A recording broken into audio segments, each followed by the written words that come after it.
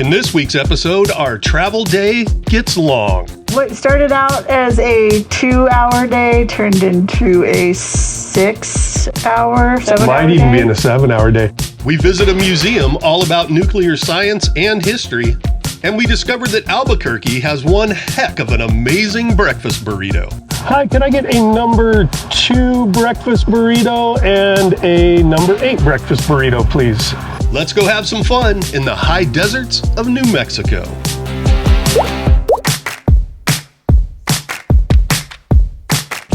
Well, kids, we have made it to Albuquerque. On the other side of Albuquerque, actually. 14 miles west of the city of Albuquerque. We're at the Route 66 casino. They've got a little RV resort here. Today was kind of a crazy day. This is a good example of being flexible when you're in the RV lifestyle.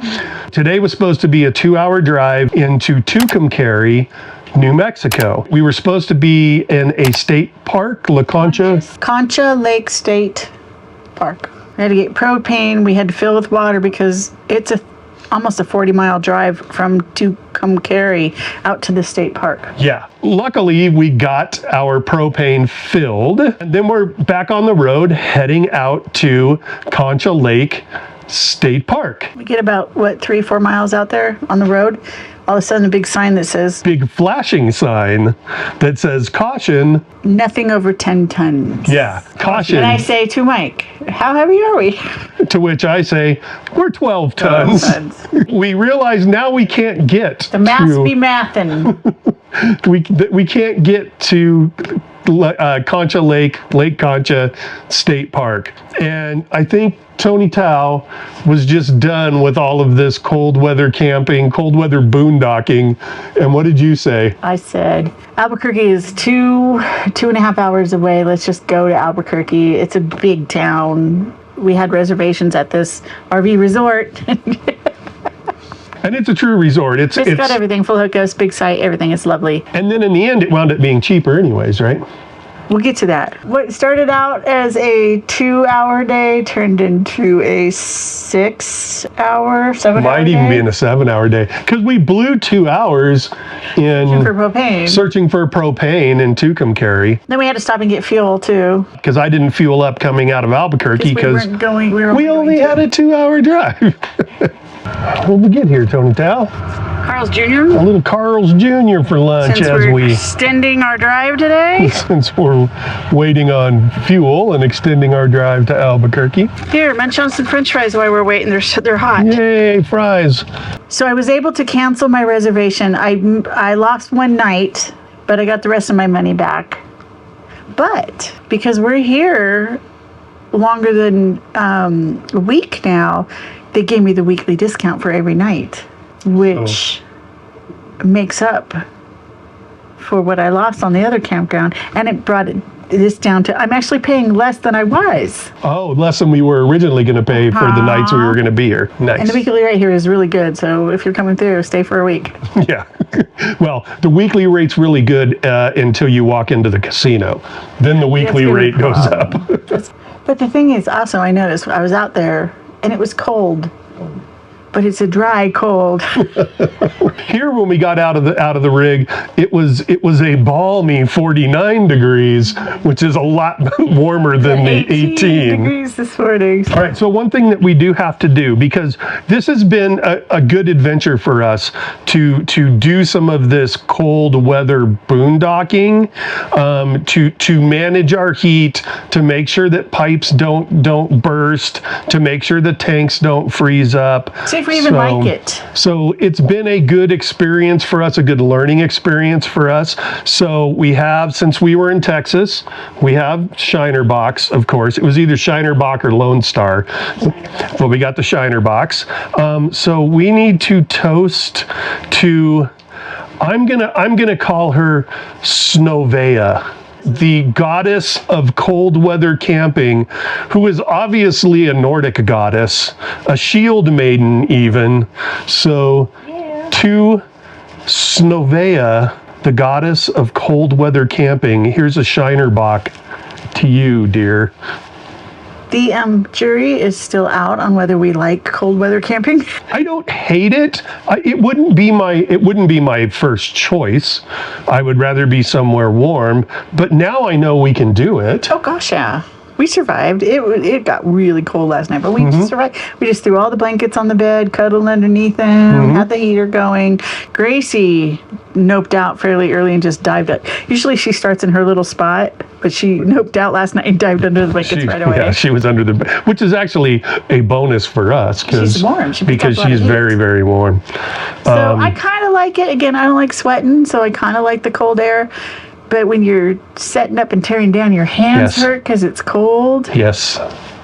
You know, maybe we need to invest in a little cool weather gear. Yeah, that would definitely help. Maybe. Here's to learning something new in the world of cold weather camping for a couple of Southern California kids. Yeah. All right, we're going to finish our Shiner box, and we're going to go adventure around Albuquerque, and of course, we'll take you with us. After a stunning sunrise, it was time to load up and go see what Albuquerque had to offer. Well, good morning, kids. What are we doing today, Tony Tal?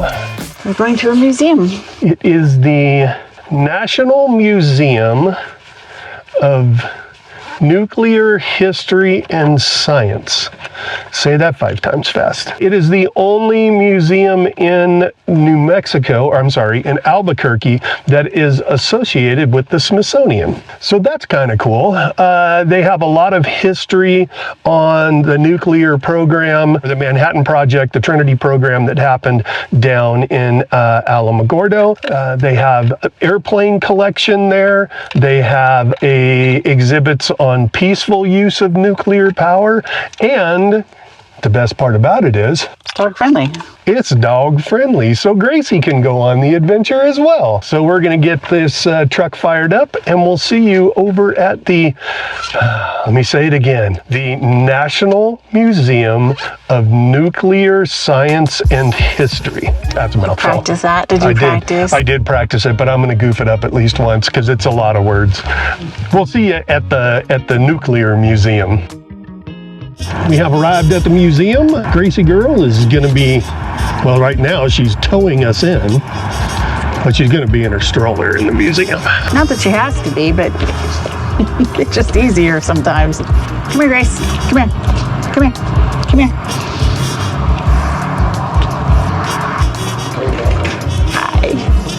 Hi.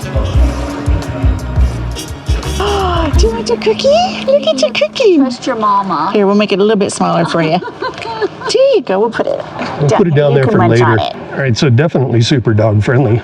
Gracie started out with getting snacks. As we wheeled Gracie through the museum, we were amazed at the things on display. There was modern weaponry like these missiles, and there was an outdoor section that contained this B-52 bomber and a conning tower from a nuclear sub. Back inside, there was even a Titan intercontinental ballistic missile.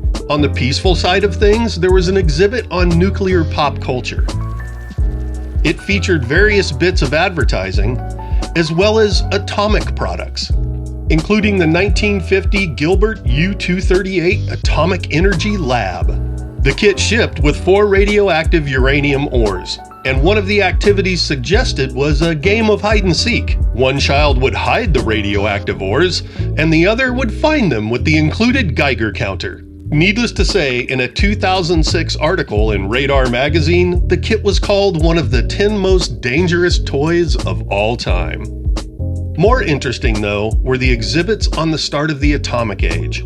First was an exhibit of the Critical Assembly Lab where the first atomic bomb was assembled in Los Alamos, New Mexico. This installation includes original electronic instruments, furniture, tools, and materials used in the Los Alamos National Laboratory during the 1940s.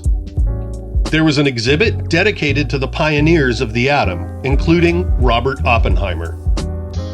There's even a display of the limousine that would drive Dr. Oppenheimer around Los Alamos. There's a replica of what was known as the Gadget. This was the first atomic device ever exploded in the Trinity test on July 16, 1945. There's also a replica of the tower that the Gadget was mounted in for the explosion. The exhibit also displays a chunk of trinitite. This green glass-like substance was created when the fireball from the explosion fused together the desert sand. Next was an exhibit to show the dropping of the first 2 atomic bombs. There's replicas of Little Boy, which was dropped first on Hiroshima, Japan, and Fat Man, which was dropped on Nagasaki, Japan just 3 days later. There's a B-29 Super Fortress, which was the type of aircraft that dropped both bombs, and a Norden bomb site, the site used to release the bombs. But the most moving exhibit was that of Sadako Sasaki, who was 2 years old when the bomb was dropped on her hometown of Hiroshima. Like so many that were caught in the blast, she was diagnosed with leukemia 9 years later at the age of 11. Her best friend told her of a legend that said anyone who folds 1,000 paper cranes will be granted a wish. With her wish to get well and rejoin her family at home, Sadako folded well over 1,000 paper cranes. Unfortunately, Sadako died at 12 years old without realizing her wish. If you want more information on Sadako, there's a link in the show notes.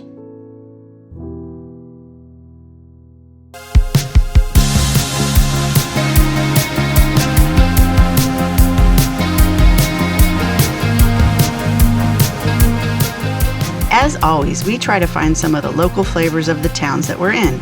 And in Albuquerque, it was this. Well, good morning, kids. Good morning, my ass. Yeah, you're right. It isn't morning, is it? Good afternoon, kids. Better. Buenos It's tardes. 2 o'clock in the afternoon. It is 2 o'clock in the afternoon, which is the perfect time to go get a breakfast burrito. We have discovered that apparently Albuquerque is known for its breakfast burritos, specifically at a place called Golden Pride. So we're going to go by Golden Pride and get a couple breakfast burritos. There's one that's, I don't know if I'm pronouncing this right, adovada, which is like a pork shoulder that's marinated in a red chili sauce, and they do that with eggs and hash browns and all that good stuff. So we're going to get one of those. We don't know if we'll like it or not, so we're also just going to get a backup burrito. And we're going to take them over to a brewery called Gravity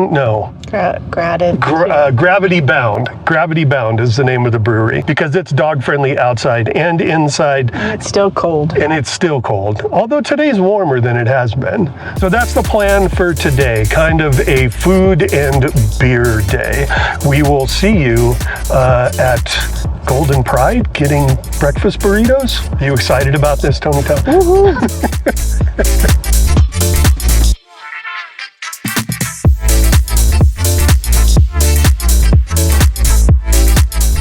Hi, can I get a number 2 breakfast burrito and a number 8 breakfast burrito, please? Quick question for you, because we're not from around here. The meat in the number 2, is it pronounced adovada? Yeah, the carne adovada. Carne adovada. Okay, cool. Thank you. Yes, have a good one. You do the same. All right, so we're at Gravity Bound. We have beers. We got the Mexican lager. Then we have our breakfast burritos. So Which one's which? 2? the number 2 is the one with the carne adovada in it. So I'm going to let Tony Tao have the pleasure of the first bite. And then the number 8 is just your standard bacon breakfast burrito. The beers, by the way, so Mexican lager is super good. I like that they're manageable size. Yeah. They're not San Diego breakfast burritos. They're the size of your forearm. Really good. Yeah? Yeah. Yeah. It's quite delicious. And it's not overly spicy. No, it's not overly spicy at all. In my brain, the carne adovada was going to be more watery. Maybe that's because I've had the red chili sauce before, so or maybe it was, but the potatoes absorbed some of it. I don't know, but it's good. Very good. Try another So the bite. carne adovada, I like. That's what it looks like. Egg and the avocado and the potatoes and Yeah, I'm gonna do another bite of this one. That is on that point. is packed full of flavor. All right, and now this was just a regular That's just a regular burrito. regular old bacon breakfast burrito. I got a little bit of the heat on the adovada on that bite, but it's not bad. Bad. I'm anal retentive. Sorry. You have to have it perfectly folded, right? I do. So the tortilla's thicker. Yeah. Yeah, it's thicker than like a breakfast burrito tortilla in San Diego. Oh, you got to pay the bacon tax. They're Gracie. Thoughts on this one? Yeah. Looks like a lot of potato. It's good though. When it comes to just a regular bacon, egg, and cheese breakfast burrito, I think I would go with the San Diego breakfast burrito over that one. But the carne adovada, that one, yes. I think they're both good. I like them Well, both. they're both good. They only have like 4 beers on tap here. It's a very small batch place. So they have a Mexican lager, a West Coast IPA, a hazy IPA, and then they have a strawberry blonde creamsicle sour, which we got a taste of. It's a true sour. It'll get you right in the back of the jaw there. The Mexican lager is super flavorful. Okay, so cerveza número 2, hazy IPA. Oh, that smells super juicy. That is lovely. That's really a good hazy. It's like drinking a pineapple, man. That thing is so good. Thoughts? It's good hazy. Yeah, this might be my place for a hazy in this country. Great, we're off to spot number 2. There was a recommendation from Tracy, the bartender over at Gravity Bound. This is Lasso Brewing. First impressions of Lasso. This place is super cool. It's a mixture of a brewery and a coffee house, Yeah. which is fascinating. And they also do cocktails. So Tony Tao got herself an espresso martini, and the bartender, this guy was dedicated to the shake. He shook that thing He knew for what like he a was good doing. 2 minutes. Lots All right, of give it a fun. shot. Look at that. That's a gorgeous looking martini.